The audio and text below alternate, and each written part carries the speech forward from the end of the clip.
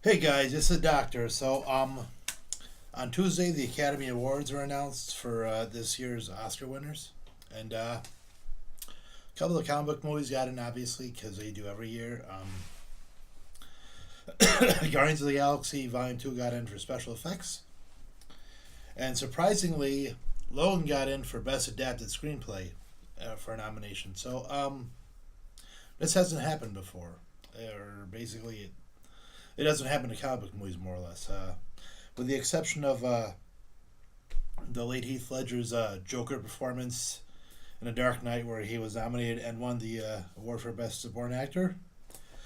Usually, the Academy ignores comic book movies for anything above a technical award, such as like the special effects or sound, possibly maybe editing. They could get a nomination for, but something like story or Best Adapted Screenplay, no.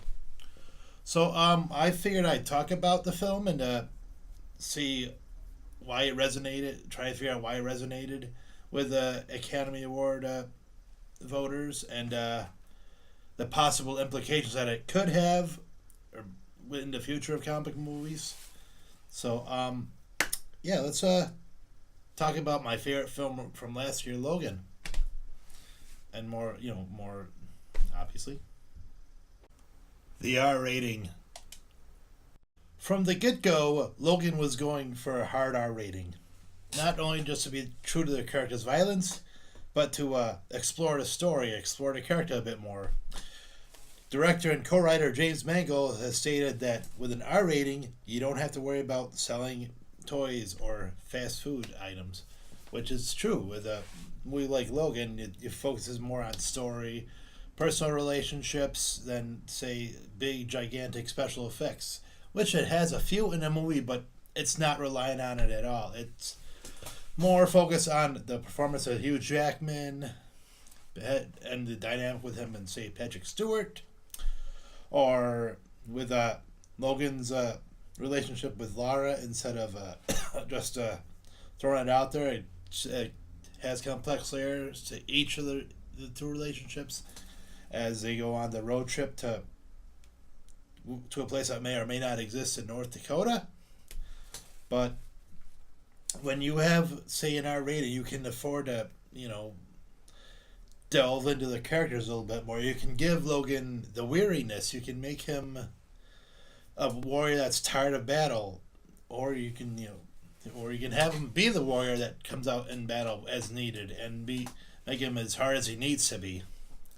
With Xavier, you can, you don't have to just put him in the sight line and just say, well, he has these superpowers, but we're going to use it like once and then throw him out for the rest of the movie. You can have him be a fleshed out person. You can have him be this old man who's ailing himself, doesn't know what's going on half the time, and you're not going to lose a child while you're doing this.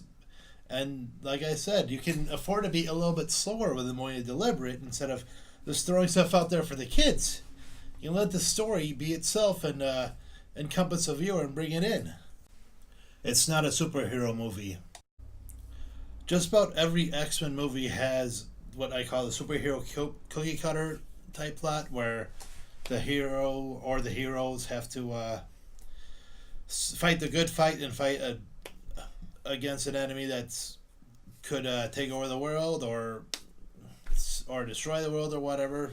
Going to say the original X-Men, where Magneto's trying to change the world leaders, and the mutants either not realizing or not caring that it's fatal to them. To the X-Men X2, where Stryker at first wants to destroy mutant kind with an Xavier metal intrusion, and later on where Magneto changes it around to where it affects the humans. To Days of Future Past, where the mutant race is about to be eradicated in the future unless Logan goes back to the past and stops Boulevard Trask from creating Sentinels, robots that will hunt. But in Logan, it's a future where pretty much the mutant race is wiped out for whatever reasons. No mutants have been born in 25 years, and they've been hunted after an incident in Westchester where mutants got killed and 600 people were injured, and pretty much Xavier is a hunted mutant, or they call him a possible weapon of mass destruction, and pretty much the movie allows them to be fully formed characters. Logan's weary. He's tired. He's like Clint Eastwood from old. He's Eastwood from Unforgiven, who's tired of the battle. He's waiting for the way out, as his body is deteriorating and his healing factor isn't working as well as it used to, and the adamantium's starting to poison him. But he has his major job, his worry is to make sure Professor Xavier doesn't have another episode wherein that he's responsible for Westchester, but he doesn't understand. He doesn't know that he did it because he has a degenerative brain disease, which is affecting him and affecting his power. So he has these seizures that see not only just sees him, but will seize a populace around. So, I mean, in that point, you do have the superhero mission, but it's really not about that. It's about a man who's waiting to die, but he has one last chance to either seek redemption or have that last reason for living or whatever, which is his Wolverine clone, X-23, as they call her, or Laura in this movie. So, it's not so much the big superhero movie, it's a movie more about moments, more about the characters' relationships instead of just trying to save the world and fighting a good fight. Hugh Jackman's performance. So when Hugh Jackman first signed on to the X-Men franchise all those years ago, he brought up that he wanted to, delve into more of the turmoil about what it is to me to be Logan, and they tried to explore that in, say, the Wolverine, for example, and even a little bit in the first X-Men movie. But with Logan, they get to explore it fully. It's a man who's alone in the world. He's always been a loner. He's a man who's just going through life, doing what he needs to do. At this point, he just exists in this movie. He's just doing jobs so he can save money, so he and Xavier can go pass away eventually somewhere where they can't harm anybody, either unwillingly or willingly.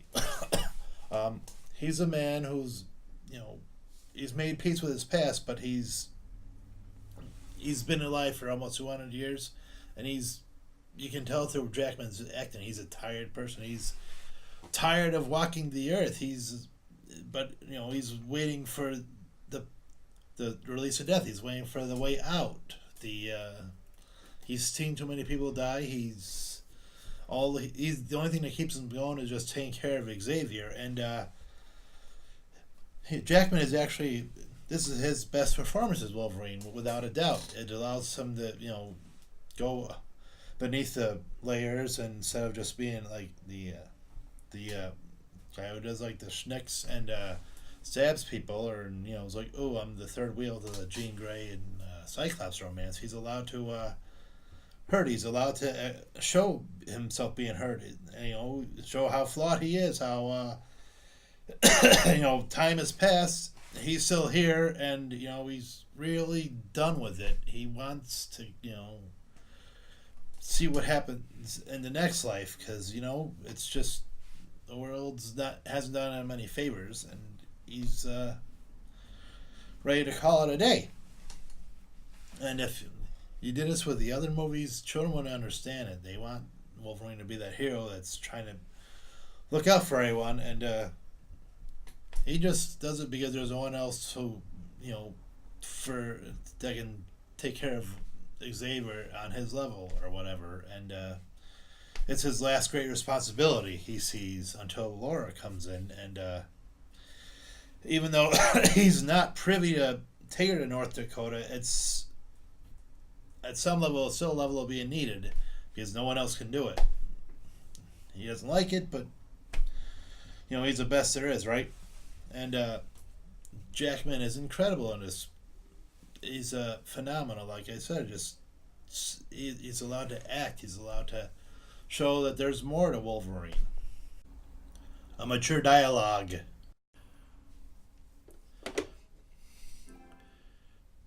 So with an R-rated movie, you can afford to have dialogue that's a little more raw, a little more real, a little more vulgar, obviously. But it's you can have swear words, but with the movie like Logan, the dialogue's not there to push a plot forward. Is like chess moves. It's just there to have natural conversations. Like when you first meet Xavier in a movie, he's almost bedridden in a Mexican desert as they're hiding, and he's not happy that Logan has him hold up here, and he doesn't know why.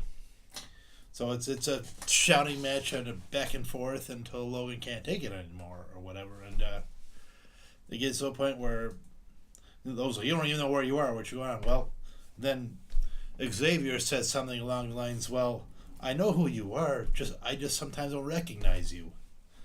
Which is kind of smart. Kind of says what's going on with Xavier without telling you, "Oh, I have a condition," or as later on when they're bickering, as they give him a natural or father son dynamic where the son's trying to do what he thinks is best for the father, and the father doesn't like it, and he still thinks he's a patriarch or whatever.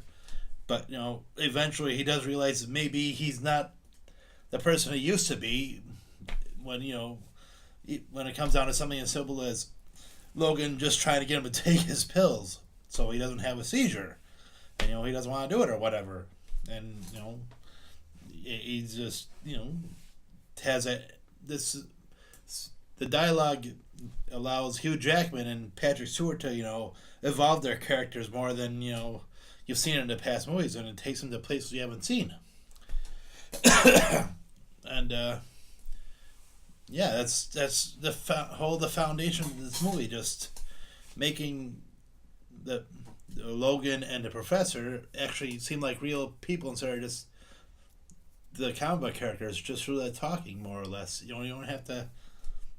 The other movies have like special effects, but the fireworks here are just the back and forth between Xavier and Logan, and that's I find incredible. Going forward. Now with Logan here getting the accolades it has gotten, it makes me wonder if Hollywood can't make story-oriented superhero movies. But that being said, go back to 2008 and you have The Dark Knight, which is more. It's up until Logan, it's still revered as the greatest superhero movie ever. But what effects did it have? Did it get all these superhero movies try to evolve, be a little bit more adult?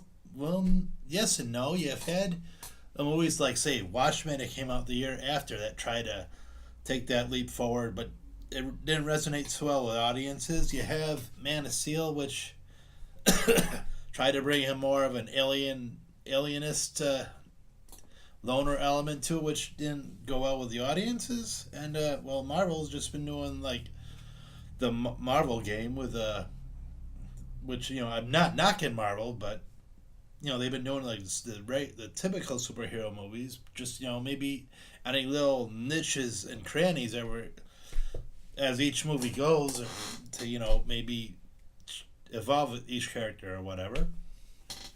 But what if we just had a straight out story driven, character driven superhero movie instead of not focusing so much on like the effects or battles or whatever, like say Logan. I mean, what I remember most about Logan is like I said, the back and forth between him and Xavier primarily, and the incredible acting by Hugh Jackman and Xavier and Patrick Stewart.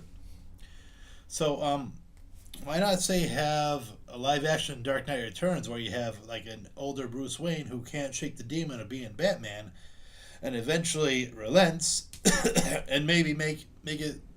It's not so much he has a war, but make it more. It's a demon that he needs to have in order to go on. Or say, have a Kingdom Come movie, or a bunch of movies in which Superman sees a world he doesn't recognize, where truth, justice, and the American way doesn't exist anymore, and it's just superheroes just running the joint, doing what they want, and how is Superman an outdated person in this crazy future or whatever? So yeah, I don't know if it'll happen, but I want this to be like a jumping off point for Marvel, which basically they have the rights to just about, I wouldn't say every movie, but they have the rights from Fox now, and Disney is saying, or Bob Iger has said he has no problem with setting up a mature Marvel or Marvel rating to enable our movies. So there's a strong possibility you might see more Marvel movies that are character driven, more for a mature audience that won't rely so much on comic book effects and daring do or whatever. But it is what it is, right? You would have thought that with Dark Knight, they could have made more movies that try to go for an award level caliber, but we had to wait 9 years for Logan to come out. So who knows? It might just be the status quo, and they might just keep on doing what they're doing. But it'd be nice. Well, anyways, guys, that's my thoughts on Logan, and thank you guys for watching. If you haven't done so, please subscribe to the channel. If you like these videos I'm making, please tell your friends, get them to subscribe, or share them. I would really appreciate it, and see you on the next video, guys.